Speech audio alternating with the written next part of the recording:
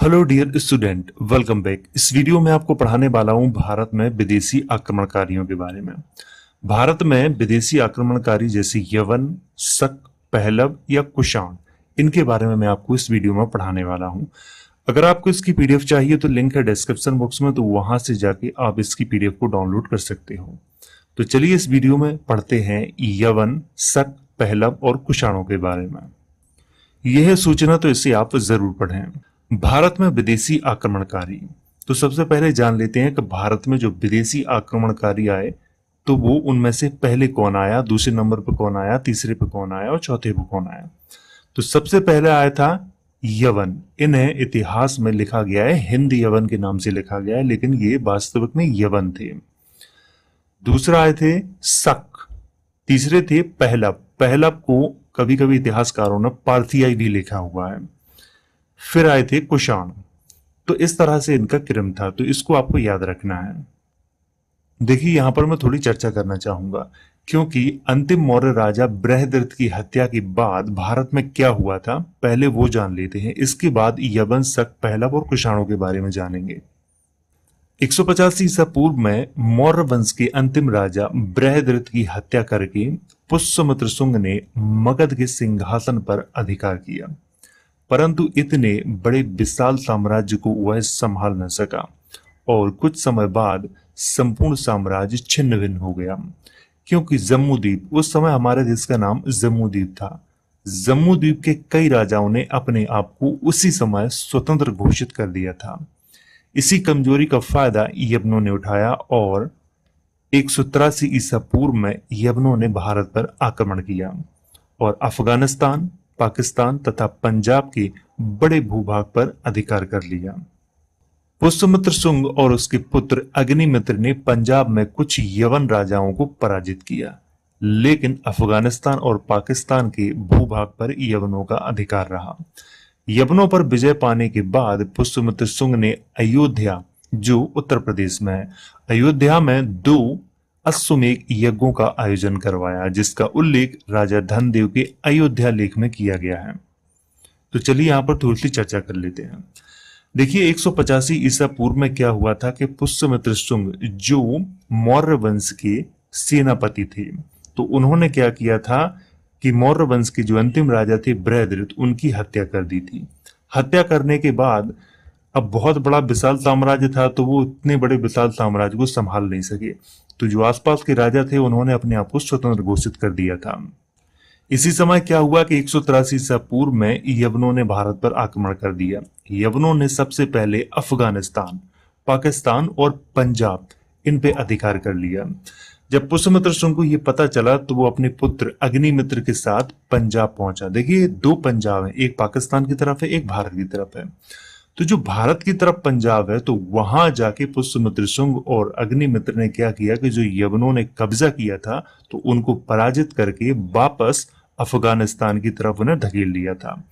इसी विजय के उपलक्ष्य में पुष्यमित्र शुंग ने अयोध्या में 2 अश्वमेध यज्ञों का आयोजन करवाया था और इसका उल्लेख राजा धनदेव के अयोध्या लेख में किया गया है। कभी कभी इतिहासकारों ने राजा धनदेव को पुष्यमित्र शुंग का राज्यपाल लिखा हुआ है, तो यहां पर ये आपको याद रखना होगा। देखिए ये तो थी एक बेसिक जानकारी आक्रमण करने से पहले। अब बात करते हैं असली मुद्दों पर। तो सबसे पहले बात करेंगे यवन के बारे में। भारत में सबसे पहला यवन आक्रमणकारी डेमेट्रियस प्रथम को माना जाता है, जिसने 183 ईसा पूर्व में भारत पर आक्रमण किया था। उस समय मगध के राजा पुष्यमित्र शुंग थे। डेमेट्रियस प्रथम ने अफगानिस्तान, पाकिस्तान और पंजाब को अपने अधीन करके अपनी राजधानी साकल को बनाया था। साकल को आधुनिक सियालकोट कहा जाता है, जो कि पाकिस्तान में है। डेमेट्रियस प्रथम के बाद मेनांडर इस वंश के सबसे शक्तिशाली राजा हुए, जिनका शासनकाल 165 से 145 ईस्वी के मध्य माना जाता है। तो चलिए यहां पर थोड़ी सी चर्चा कर लेते हैं। मैं आपको बता दूं कि यवन आक्रमणकारियों के बारे में इतिहासकारों ने अलग अलग तरीके से लिखा हुआ है, लेकिन मैं आपको यहां पर सही से समझा दूंगा। 183 ईसा पूर्व में डेमेट्रियस प्रथम ने भारत पर आक्रमण किया था। अफगानिस्तान, पाकिस्तान और पंजाब को उन्होंने जीत लिया था। जो मैंने अभी आपसे चर्चा की थी कि जो भारत का पंजाब है वहां पर पुष्यमित्र शुंग और अग्निमित्र ने कुछ यवन राजाओं को पराजित करके वापस अफगानिस्तान की तरफ ने धकेल दिया था। लेकिन पाकिस्तान और अफगानिस्तान के बड़े भूभाग पर यवनों का कब्जा रहा। तो यवनों ने क्या किया था कि साकल को अपनी राजधानी बनाया था। साकल आधुनिक सियालकोट। तो यहां पर डेमेट्रियस को तो प्रथम राजा माना जाता है यवनों में, और इसके बाद मिनांडर हुए। मिनांडर के शासन काल के बारे में जानकारी किसी भी इतिहासकार के पास सही से नहीं है। सारे इतिहासकारों ने अनुमानित लिखा हुआ है। तो यहां पर मिनांडर के शासन काल में हो सकता है आपको किसी दूसरी बुक में अलग लिखा हुआ मिले, तो मैं यहाँ आपको बता रहा हूं ताकि आप कंफ्यूज ना हो, नहीं बाद में आप कमेंट करके ये कहने लगे कि आपने यहाँ पे 165 से 145 लिखा हुआ है, मैंने दूसरी बुक में पढ़ा था तो उसमें कुछ और लिखा हुआ था। तो मैं आपको पहले ही बता रहा हूं यहाँ पे। मिनांडर को बौद्ध ग्रंथों में मिलिंद के नाम से उल्लेखित किया गया है क्योंकि मिनांडर बौद्ध धर्म के अनुयायी थे। उन्होंने अपने शासनकाल में अनेक बौद्ध विहारों का निर्माण करवाया तथा बौद्ध धर्म का प्रचार प्रसार भी करवाया। एक अज्ञात यूनानी के द्वारा लिखे गए ग्रंथ पेरिप्लस ऑफ द एरिथ्रन सी में मिनांडर के सिक्कों की जानकारी प्रदान की गई है। चलिए यहाँ पर थोड़ी सी चर्चा कर लेते हैं। देखिए 183 ईसा पूर्व में जो यवन भारत में आए थे, जिनमें से मिनांडर को प्रमुख माना जाता है, तो ये लोगों ने क्या किया था कि भारत में इतना आतंक नहीं मचाया था। इन्होंने भारत में आए और भारत की संस्कृति में ये घुल मिल गए थे, और उनमें से सबसे अच्छा उदाहरण माना जाता है मिनांडर का। तो यहाँ पर मिनांडर को बौद्ध ग्रंथों में मिलिंद के नाम से लिखा गया है। मैंने इससे पहले वाले वीडियो में आपको बताया था मिलिंद प्रश्न, ये एक बौद्ध ग्रंथ है। तो इसमें एक बौद्ध साधु नागसेन और मिनांडर के मध्य में बातचीत हुई है, यानी कि प्रश्न और उत्तरों की बातचीत हुई है। तो मिलिंद पन्हु ग्रंथ में वही लिखा हुआ है। तो यहां पर मैं आपको बताना चाहूंगा कि जितना मैंने हाईलाइट किया हुआ है इसको आपको याद रखना है। अब बात करते हैं द्वितीय यवन आक्रमण की। द्वितीय यवन आक्रमण से मतलब है कि यवनों ने दो आक्रमण किए थे, एक डेमेट्रियस प्रथम के नेतृत्व में और एक एंटियालकीट्स के नेतृत्व में किया था। अभी मैं आपको जो पढ़ा रहा था वो डेमेट्रियस प्रथम के नेतृत्व में जो यवनों ने आक्रमण किया था वो आपको पढ़ा रहा था। अब मैं आपको पढ़ाने वाला हूं एंटियालकीट्स के नेतृत्व में जो यवनों ने आक्रमण किया था उसके बारे में मैं आपको पढ़ा रहा हूं। दूसरा यवन आक्रमणकारी यूके ट्राइट्स वंश का एंटियालकीट्स था, जिसने अपनी राजधानी तक्षशिला को बनाया था। तक्षशिला आधुनिक पाकिस्तान में है। एंटियालकीट्स ने ही अपने एक राजदूत हेलियोडोरस को विदिशा, विदिशा आधुनिक नाम है भिलसा, मध्य प्रदेश में। हालांकि कुछ इतिहासकारों ने इसको वेसनगर लिखा हुआ है जो कि मध्य प्रदेश में ही है, लेकिन ज्यादातर किताबों में मुझे वेसनगर नहीं बल्कि भिलसा लिखा हुआ मिला है, तो मैंने यहाँ पर भिलसा लिख दिया है। विदिशा के सुंग वंशी के राजा भागभद्र के दरबार में भेजा था। किसको भेजा था? हेलियोडोरस को भेजा था। तो ये किसने भेजा था? एंटियालकीट्स ने भेजा था। तो यहां पर ये आपको याद रखना है। हेलियोडोरस ने विदिशा में एक गरुड़ स्तंभ को स्थापित करवाया और उस पर वासुदेव का नाम अंकित करवा के स्वयं भागवत धर्म को स्वीकार किया था। ये बहुत बार आपने इतिहास में पढ़ा होगा, तो इसीलिए आपको ये याद रखना होगा कि एंटियालकीट्स ने क्या किया था, तक्षशिला को अपनी राजधानी बनाया। राजधानी बनाने के बाद एक अपना राजदूत हेलियोडोरस नामक जो राजदूत था उसे भागभद्र के दरबार में भेजा था। भागभद्र कहाँ के राजा थे? विदिशा के राजा थे। इसके बाद हेलियोडोरस ने क्या किया कि भागवत धर्म को स्वीकार कर लिया और अपनी पहचान के लिए विदिशा में ही एक गरुड़ स्तंभ को स्थापित करवाया, और वो अभी तक है, जो कि इतिहासकारों के लिए बहुत अच्छी जानकारी प्रदान करता है। तो जितना मैंने हाईलाइट किया हुआ है इसको आपको याद रखना है। भारत में ज्योतिष को लाने का श्रेय यूनानी यवनों को ही दिया जाता है, जिसका उल्लेख कात्यायन की गार्गी संहिता में किया गया है, जो एक प्रसिद्ध ज्योतिष ग्रंथ है। तो चलिए यहां पर थोड़ी सी चर्चा कर लेते हैं। देखिए मैं आपको बता दूं कि अगर आपके दिमाग में ये है कि ज्योतिष भारत की मूल संस्कृति का हिस्सा था, तो ये बिल्कुल गलत है। आप इसको दिमाग से निकाल दीजिए। ज्योतिष यवन, जो यूनानी यवन थे, उनके द्वारा भारत में लाया गया था। और इसकी जानकारी कहाँ मिलती है? इसकी जानकारी मिलती है कात्यायन की गार्गी संहिता में मिलती है। गार्गी संहिता एक ज्योतिष ग्रंथ है, तो उसमें इसकी जानकारी मिलती है। भारत में यवन राजाओं के संपर्क से ही एक नवीन शैली हेलेनिस्टिक कला का जन्म हुआ, जो कुषाण वंश के प्रसिद्ध राजा कनिष्क के समय की गांधार कला में देखने को मिलता है। आपको ये भी याद रखना होगा कि यवन जो राजा थे उनके संपर्क से ही हेलेनिस्टिक कला का जन्म हुआ था। ये आपको याद रखना होगा यहाँ पर। तो जितना मैंने हाईलाइट किया हुआ है इसको याद रखना होगा क्योंकि ये बहुत महत्वपूर्ण है। अब बात करते हैं शक आक्रमणकारियों के बारे में।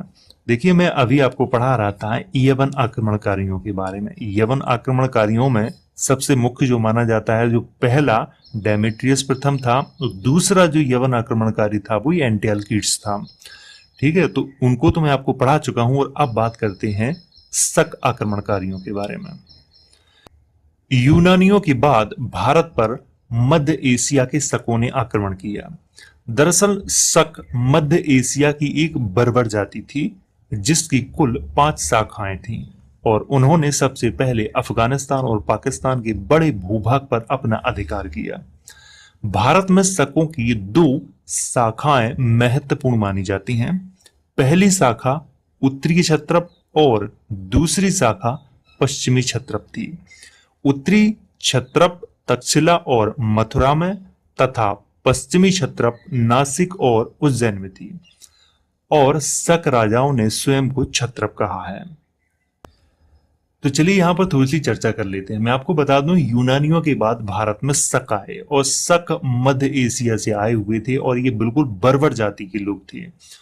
हालांकि कुछ इतिहासकारों ने लिखा है इनकी कुल 5 शाखाएं थी और कुछ शाखाएं अफगानिस्तान और पंजाब में ही रह गई थी और 2 शाखाएं जो बहुत महत्वपूर्ण थी वो अंदर भारत में आई थी और इनमें से एक शाखा थी उत्तरी क्षत्रप और दूसरी थी पश्चिमी क्षत्रप। उत्तरी जो क्षत्रप शाखा थी वो तक्षशिला और मथुरा में इनका अधिकार था और पश्चिमी जो क्षत्रप थे इनका अधिकार नासिक और उज्जैन में था। तो ये आपको याद रखना होगा यहाँ पे। अब मैं बात करूंगा तक्षशिला के जो शक थे उनके बारे में। तक्षशिला में शकों के प्रसिद्ध राजा माउस, एजेज और एजिलिस थे। हालांकि इनके इतिहास के बारे में बहुत कम जानकारी मिलती है, तो यहां पर मैंने केवल इनके नाम लिखे हुए हैं। अब बात करते हैं मथुरा के शकों की। मथुरा का पहला शक राजा राजऊल था। हालांकि कभी कभी इतिहासकार इसको राजुल लिख देते हैं, लेकिन उसका सही और वास्तविक नाम था राजऊल और इसके बाद उसका पुत्र सोडास राजा बना था। तो ये तो थे मथुरा के शक। अब बात करते हैं नासिक के शक राजाओं की। नासिक के शक राजाओं में नहपान का नाम सबसे प्रसिद्ध था, जिसने 119 से 124 ईस्वी के मध्य में शासन किया था और इसकी हत्या सातवाहन वंश के राजा गौतमी पुत्र सातकर्णी के द्वारा की गई थी। मैं आपको बता दूं, यहां पर 119 से 124 ईस्वी के मध्य यानी कि जो शासनकाल लिखा हुआ है ये निश्चित नहीं, अनुमानित है। जितने भी इतिहासकारों ने लिखा हुआ है ये अनुमानित है और अलग अलग इतिहासकारों को पढ़ेंगे तो वो अलग अलग लिखते हैं। कोई कुछ लिख रहा है तो कोई कुछ लिख रहा है, तो यहां पर ये निश्चित नहीं है। मैं आपको इसीलिए पहले ही बता देता हूं। नहपान, इसको आपको याद रखना है कि जो नासिक के शक राजाओं में सबसे प्रसिद्ध नहपान था, तो इसको आपको याद रखना है। और इसकी हत्या किसने की थी? गौतमी पुत्र सातकर्णी ने की थी, ये भी आपको याद रखना है।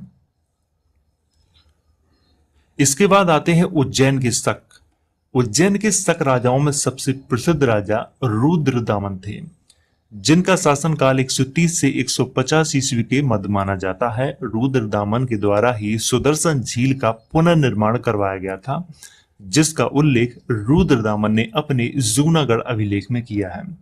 देखिए, आपको याद रखना है कि उज्जैन के जो शक राजा थे उनमें से सबसे प्रसिद्ध किसको माना जाता है? रुद्रदामन को माना जाता है और इनका जो शासनकाल माना जाता है 130 से 150 ईस्वी के मध्य में माना जाता है। इनके भी शासनकाल के बारे में आप निश्चित तौर पे नहीं कह सकते हो। कुछ इतिहासकारों ने इनका शासनकाल 120 से 155 ईस्वी के मध्य में लिखा हुआ है, तो कुछ ने 130 से 150, तो कुछ ने 125 से 149 ईस्वी के मध्य में लिखा हुआ है। तो इसलिए रुद्रदामन के बारे में भी इतिहासकार एक मत नहीं है। हालांकि जो सबसे ज्यादा प्रचलित है शासनकाल 130 से 150 ईस्वी, मैंने वही लिखा हुआ है यहाँ पे। और आपको इन पे याद क्या रखना है वो देख लेते हैं। याद ये रखना है कि सुदर्शन झील का पुनर्निर्माण रुद्रदामन ने ही करवाया था और इसका उल्लेख रुद्रदामन ने अपने जूनागढ़ अभिलेख में किया है। वैसे तो काफी सारे इतिहासकार बताते हैं कि जूनागढ़ अभिलेख संस्कृत का पहला अभिलेख माना जाता है भारत में। तो ये भी आपको याद रखना है, हो सकता है किसी न किसी एग्जाम में आपसे पूछा जाए। तो यहां पर जितना मैंने हाईलाइट किया हुआ है इसको आपको याद रखना है। अब बात करते हैं पहलव के बारे में। अभी मैं आपको शक और यवनों के बारे में पढ़ा चुका हूं। पहलव जिन्हें पार्थियाई भी कहा जाता है, जो मूलतः ईरान के रहने वाले थे। भारत में पहलव आक्रमणकारियों का राजा मिथ्रेडेट्स था, जिसकी राजधानी तक्षशिला में थी। मिथ्रेडेट्स के बाद गोंडोफर्नीस राजा बना और इसका जो शासनकाल माना जाता है वो माना जाता है 20 से 41 ईस्वी के मध्य में माना जाता है। किसका? गोंडोफर्नीस का। गोंडोफर्नीस के ही शासनकाल में प्रथम ईसाई धर्म प्रचारक सेंट थॉमस भारत आए थे, परंतु तमिलनाडु में उनकी हत्या कर दी गई थी। तो यहां पर सबसे अच्छी बात क्या है वो आपको याद रखनी है।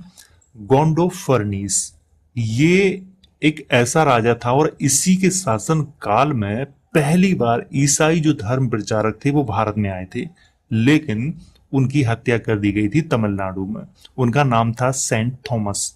तो इनको आपको याद रखना है। यहाँ पे देखिए, मैं आपको यहाँ पर बता दूं, गोंडोफर्नीस इसके शासन काल के बारे में भी कई इतिहासकारों ने अलग अलग लिखा हुआ है और अलग अलग इसकी चर्चाएं की हैं। तो इसीलिए आपको याद रखना होगा कि जो इनका इतिहास है ना आक्रमणकारियों का, वो सही से किसी भी इतिहासकार ने नहीं लिखा हुआ। कोई कुछ लिख देता है तो कोई कुछ लिख देता है। तो यहां पर आपको याद रखना होगा, जितना मैंने हाईलाइट किया हुआ है इसको आपको याद रखना होगा। अब बात करते हैं कुषाणों की। कुषाणों ने भारत में बहुत ही एक विशाल साम्राज्य की स्थापना की और कुषाणों में काफी प्रसिद्ध राजा हुए।